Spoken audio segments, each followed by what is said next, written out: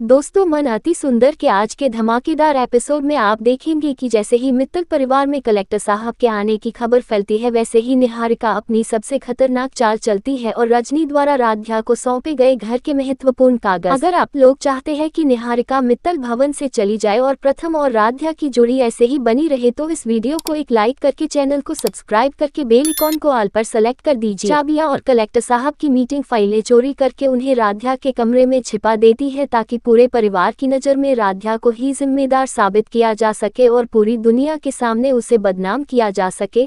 लेकिन राध्या इन सब आरोपों के बाद भी चुप रहती है और घर को संभालने में लगी रहती है, जबकि दादी फिर से उसके ऊपर शक जताती है और रजनी भी कंफ्यूजन में पड़ जाती है कि आखिर इतने बड़े मिसमैनेजमेंट की वजह कौन है। तभी प्रथम निहारिका के चेहरे पर एक अजीब सी मुस्कान देखता है और उसकी चाल पकड़ने के लिए चुपके चुपके उसका पीछा करता है, जहां वह निहारिका को कलेक्टर साहब की फाइल्स को जलाने की कोशिश करते हुए देख लेता है और तुरंत मोबाइल में सारी रिकॉर्डिंग कर लेता है। उधर कलेक्टर साहब घर आने ही वाले होते हैं और पूरा परिवार तनाव में रहता है कि घर की तैयारियां गड़बड़ कैसे हो गईं।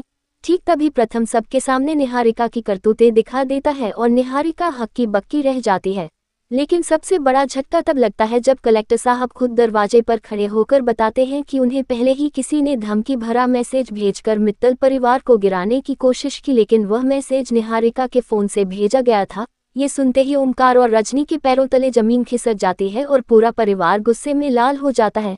तभी निहारिका रोते हुए खुद को मासूम दिखाने की कोशिश करती है, लेकिन कलेक्टर साहब साफ कह देते हैं कि राध्या जैसी ईमानदार बहू किसी भी परिवार का गौरव होती है और निहारिका जैसे लोग सिर्फ घर तोड़ने का काम करते हैं। ये सुनकर ओमकार जोर से चिल्लाते हैं और उसी वक्त निहारिका को मित्तल परिवार से हमेशा के लिए बाहर निकाल देते हैं।